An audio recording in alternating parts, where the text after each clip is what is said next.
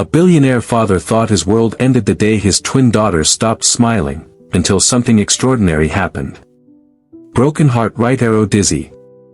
When a humble maid with nothing but a drum and a kind heart walked into their mansion, everything began to change. No expensive therapy. No luxury. Just a song, a rhythm, and love that healed broken hearts. This emotional and powerful story will touch your soul and remind you that sometimes, miracles come in the most unexpected ways. The mansion that once echoed with the giggles of little girls now sat painfully quiet. No laughter. No music.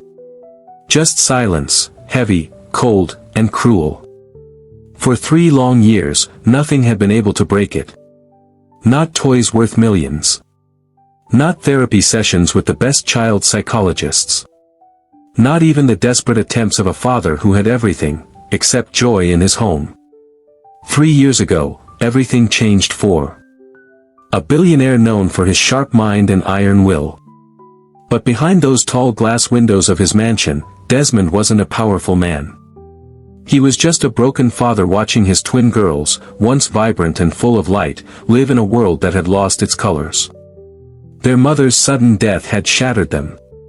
At just 8 years old, their smiles vanished the day the ambulance doors closed. Since then, they spoke less. Laughed never. And played, only in silence.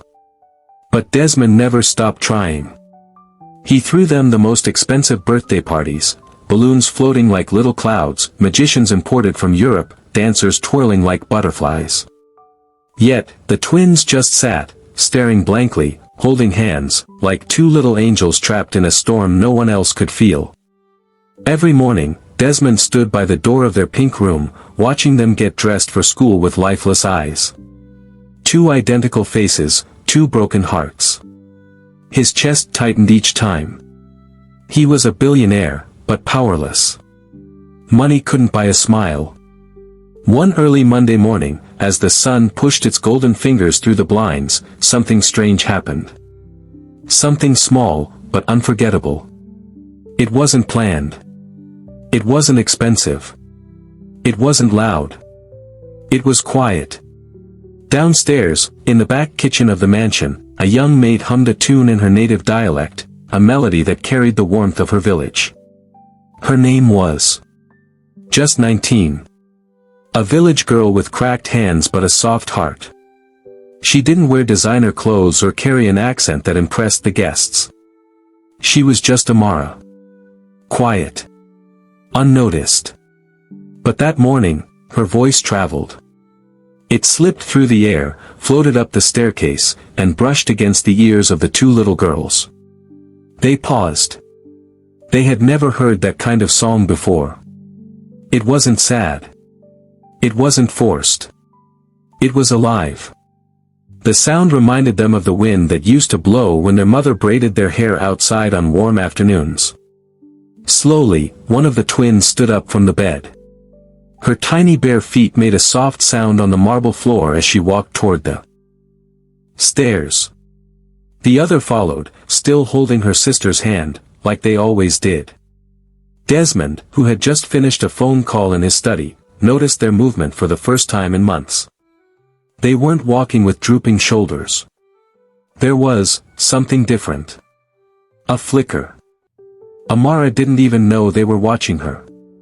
She just kept humming as she peeled plantains for the morning meal. She added little clicks with her tongue, the way village women do to keep rhythm. Then it happened. The younger twin tilted her head.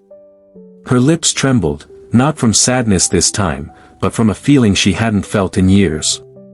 She almost smiled. A curve, small, shy, but real, danced on her lips. Desmond froze in the hallway. His breath caught. For the first time in 3 years, his daughters moved toward something with light in their eyes. Not a luxury car.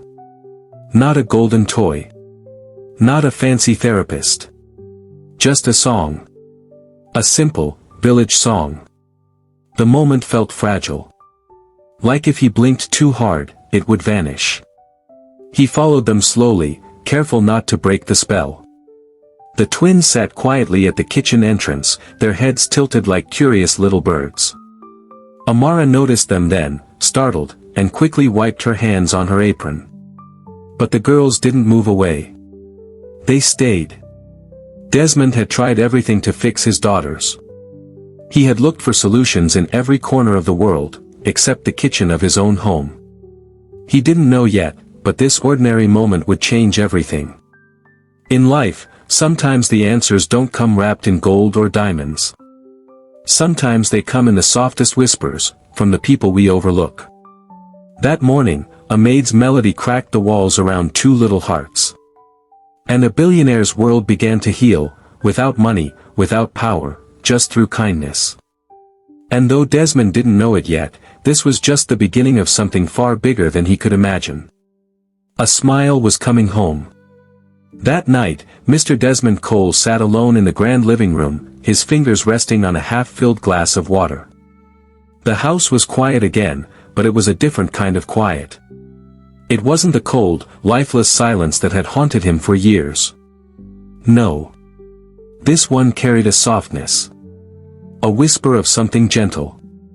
He closed his eyes and replayed the moment over and over, the way his twin girls had tilted their heads toward the sound of Amara Nwosu's voice, the way their lips had trembled, like their hearts were reaching out even though their words could not. It was a tiny crack in a wall of pain. But Desmond, he felt it deeply. Because when you've lived in darkness long enough, even the faintest light can make your heart shake. For the first time in years, Desmond didn't think about deals or board meetings. He didn't think about money. He thought about them. His girls. His little angels. The next morning, he walked into the kitchen earlier than usual. He wasn't a man who came to the kitchen, ever. He had people for everything. But that morning, he stood by the door like a quiet guest, watching. Amara didn't notice him at first. She was barefoot, humming again as she flipped acro balls in hot oil, her rhythm matching the sizzle. She didn't need a microphone or a stage. Her music was made of heartbeats, not speakers. And then, the twins appeared. Same as yesterday. No one told them to. No one begged. They came on their own. They sat on the same kitchen entrance, side by side. This time, they weren't stiff. Their shoulders were relaxed. Their eyes curious. They didn't smile fully yet, but the air around them was lighter. Desmond stood there, invisible, as if he was afraid to breathe too loud and scare the moment away. He watched Amara sprinkle salt into the bubbling oil, humming a tune from her childhood. It was a song about rain and laughter, about climbing trees and chasing after goats in the village square. It wasn't fancy, but it was alive. One of the girls, the younger twin, Zara, shifted forward slightly, her little knees touching the cold floor. A soft sound escaped her lips. Not a word.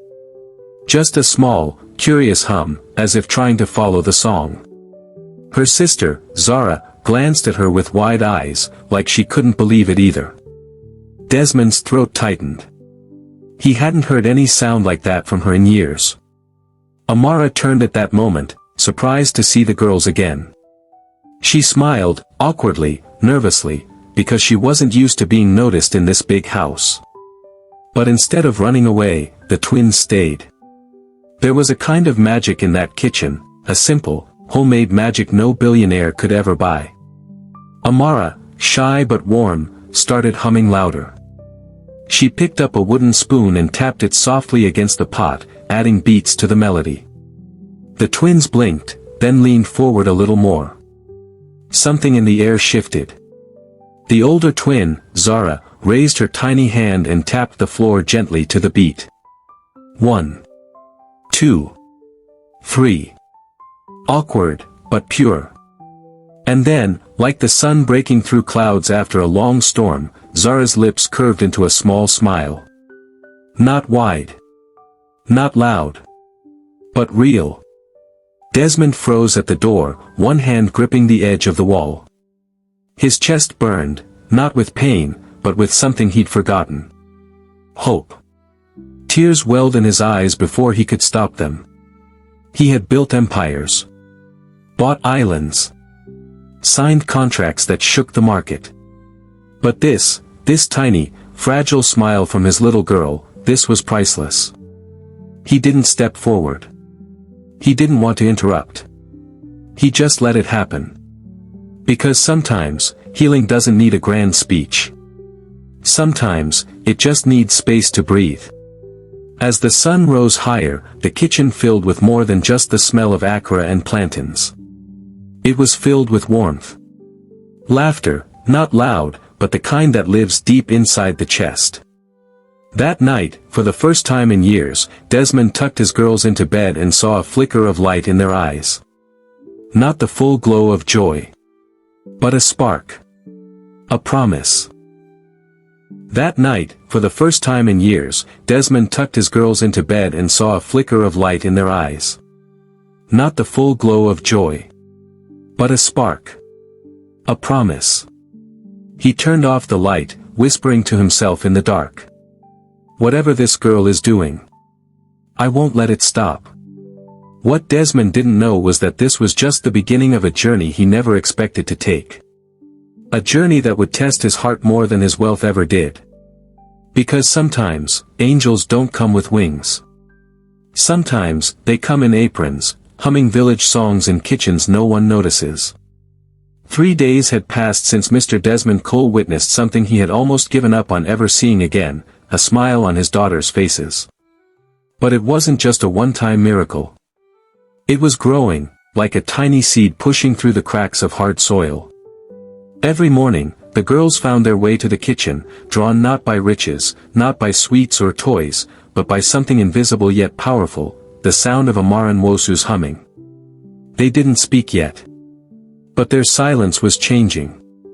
It was no longer heavy, it was listening. Responding. Healing. That morning, Amara decided to do something different. She came to work early, carrying a small, old talking drum wrapped in a faded cloth. It was a gift from her late grandfather. She never thought she'd use it in the mansion. After all, who would care about a village drum in a house filled with chandeliers and Italian marble floors?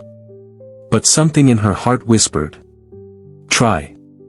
When she unwrapped it and placed it gently on the kitchen floor, the twins were already sitting at their usual spot, barefoot, hugging their knees, eyes wide like little sparrows. Amara smiled at them, not the forced kind, but the one that comes from a warm place. She tapped the drum lightly with her fingers. Pa, pa, pa. A soft, gentle beat. The twins blinked. She tapped again. A rhythm their souls somehow understood even if their tongues didn't. Outside the kitchen, Desmond paused on the staircase. He had learned not to interfere with these moments. He just watched. Listened. Felt. The beat filled the air like the heartbeat of a home that had forgotten how to live. Tap. Tap. Tap. Slowly, the girls began to rock their shoulders. Barely noticeable at first, then more freely. Zara looked at her sister Zara. For a second, they locked eyes, and something old, something pure, flashed between them. A memory of their mother dancing with them in the living room when they were 5. Their laughter used to bounce off these very walls. Their little hands moved, shyly at first. Then Zara placed her palm on the cold floor and copied the rhythm with a light tap. Tap, tap. Amara's heart jumped inside her chest, but she didn't show it. She just smiled softly and matched their rhythm. Then, Zara's lips parted. No words came out, but a sound, soft, broken, like a bird learning to sing, escaped. Desmond's breath hitched from where he stood. Amara began to hum with the beat. A sweet, native melody. Not perfect. Not polished. But real. She sang about children chasing butterflies under the sun, about love being stronger than sorrow, about home finding its laughter again. And in that kitchen, something broke wide open. The older twin, Zara, leaned closer to her sister. She tilted her head, and her little lips curved into a soft smile. And then, like a drop of rain waking up a sleeping earth, she let out a tiny giggle. Just one. But it was like thunder in Desmond's heart. He covered his mouth. His knees almost buckled. That sound, that giggle, he hadn't heard it in 3 years. Amara's eyes glistened too, though she pretended to just keep drumming. She wasn't rich. She wasn't famous. But she was doing what no expensive doctor or therapist had managed to do, she was reaching them. The girls tapped. Amara drummed. Desmond listened. The house breathed again. When the song ended, the twins didn't rush back upstairs like before. They stayed. One of them even touched the drum gently with her small hand, as if asking, "Can we do it again?" Desmond quietly wiped his face. No amount of board meetings or luxury trips had ever made his heart feel this way.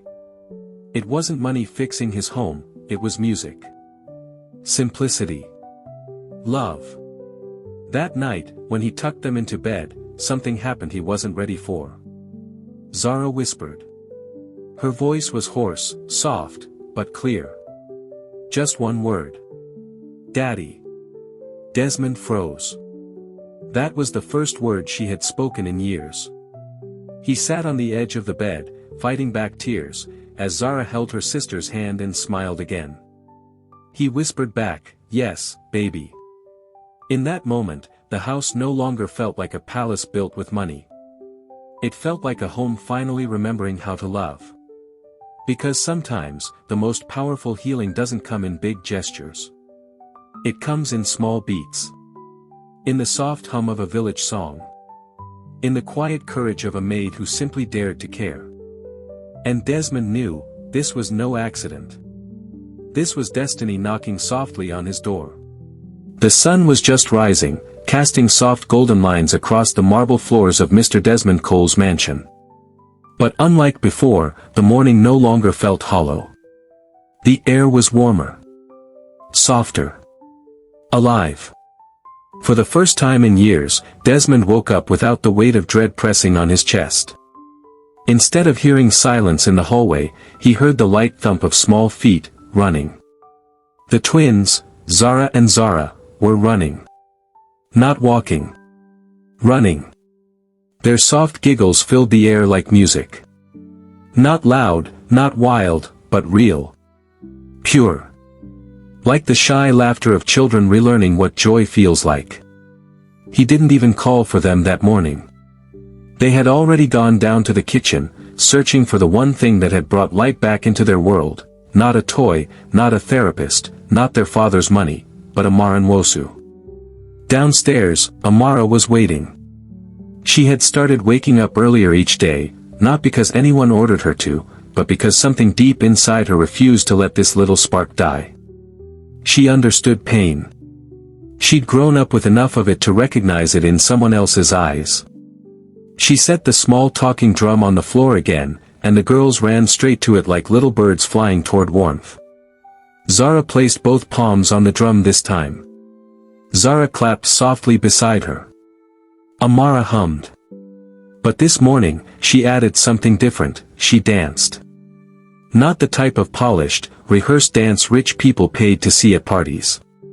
No. It was the kind of dance that came from the belly, from the soul. A soft sway of her hips, the tapping of her feet, the jingling of the beads tied around her ankles. The twins' eyes widened. Then, slowly, Zara tilted her head and imitated Amara's movement. Zara followed. Their little hips moved awkwardly, their feet unsure, but there was something magical about it, because for the first time, they weren't just watching joy. They were feeling it. Desmond stood at the doorway, barefoot, his shirt unbuttoned halfway. He wasn't dressed like a man in control of a global empire. He was dressed like a father who had just remembered how to breathe. His chest ached, not with sorrow this time, but with pride. Gratitude. Hope. Amara's laughter filled the room. Real, unpolished laughter. The kind that breaks chains. She didn't treat the twins like fragile porcelain dolls. She treated them like children. Like human beings. The girls giggled louder, stamping their feet on the cold floor. Their braids bounced as they moved, and for a brief moment, they looked like the two bright angels they used to be before everything broke. And then, something shifted deep inside Desmond. For years, he had tried to control their healing. He had paid, begged, forced, and prayed. But here, right in front of him, it was happening naturally, through kindness. Through the heart of a maid who earned less than the cost of one of his suits. That morning, after breakfast, Desmond quietly called his lawyer. His voice was low, thoughtful. Not rushed. He said just one line, "I want to make sure this girl never leaves my house. Ever. But not in a way to own her. No." For the first time in a long time, his intentions were not wrapped in pride or control. They were wrapped in gratitude. He wanted to make sure Amara was protected. Appreciated. Seen. Because what she was doing was something no contract or paycheck could ever buy. She wasn't healing just his children. She was healing him. Later that evening, as the sun melted into the horizon, the girls ran into the garden with Amara chasing behind. Their laughter echoed through the compound, blending with the sound of rustling leaves. Desmond watched from the balcony, one hand on the railing, the other pressed to his chest. He whispered to himself, voice trembling with emotion, "Thank you, thank you." He didn't even know who he was thanking. God. Fate. Life. Maybe all three. For years, he had believed his money could solve everything. But it couldn't bring back laughter. It couldn't buy love. It couldn't force broken hearts to heal.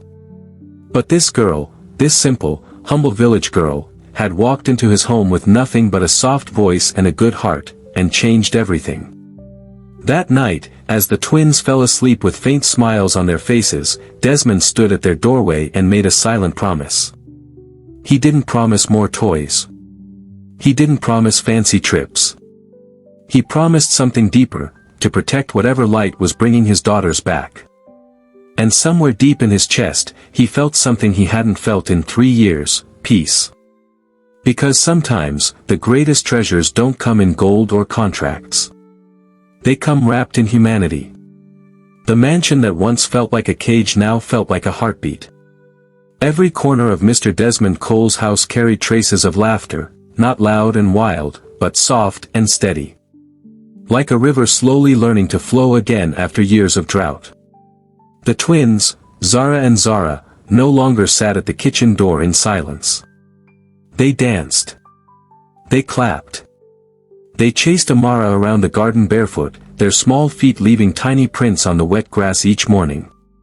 The once dark house had turned into a place where music lived, not through expensive speakers, but through the gentle hum of Amara Nwosu, the maid with a drum and a kind heart. That Friday morning, Desmond sat quietly at the long dining table, a place he once avoided. His girls came running in, their hair flying, their laughter ringing like bells. They climbed onto their chairs with the excitement only children could have.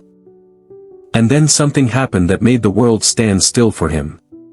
"Good morning, Daddy," Zara whispered. Zara followed softly, "Good morning." Desmond's fork fell from his hand. Those simple words hit harder than any speech he'd ever given in a boardroom. He had imagined this moment 1,000 times, but reality, it was softer, warmer, and more powerful than any dream. He slowly rose from his chair, knelt beside them, and pulled them into his arms. For the first time in years, their small hands wrapped around his neck, not stiff or hesitant, but free. He wept, not the controlled tears of a strong man, but the raw sobs of a father who had finally found his lost light. And standing at the kitchen doorway was Amara. She didn't say a word. She just smiled, hands still stained with flour, drum leaning against the wall. She had no idea that her song, her rhythm, her presence, had built a bridge back to these little hearts. Later that evening, Desmond called the entire household together. He wasn't wearing his usual serious face. He stood before them, not as a billionaire, but as a man who had been changed. His voice was calm but firm. 3 years ago, this house lost its joy. And for 3 years, I tried to fix it with everything money could buy. But joy didn't come from money. It came from a song. It came from a girl who refused to look away when she saw pain. The room went silent. Even the twins stood still beside him. He turned to Amara. You didn't just work here. You brought my daughters back to me. You gave me back my family. Her eyes widened, unsure how to respond. Desmond continued, from today, you're not just a maid in this house. You are family. And I will make sure the world knows how much one good heart can change lives. Tears welled in Amara's eyes. She had never imagined that her humming, something so ordinary, could become the light in someone's darkness. That night, the garden sparkled with tiny lanterns. Not a grand party. Not rich people's show. Just a small, quiet gathering. Amara played her drum, and the twins danced freely in their little cotton dresses. Desmond joined them, not with stiff steps, but with laughter that came from deep within his chest. The house that once felt like a museum of pain now echoed with music, laughter, and love. And as the night grew deeper, Desmond looked up at the stars and whispered, "Thank you." Because sometimes, miracles don't arrive with loud trumpets. They walk in quietly. Barefoot. Humming a song. Sparkle's moral of the story. True healing doesn't always come from wealth, power, or grand gestures. Sometimes, it comes from kindness, from the small, ordinary things we often overlook. A song. A smile. A heart willing to care. One person's simple act of love can turn a broken house into a home again. Don't forget to like, share and subscribe for more emotional African storytelling.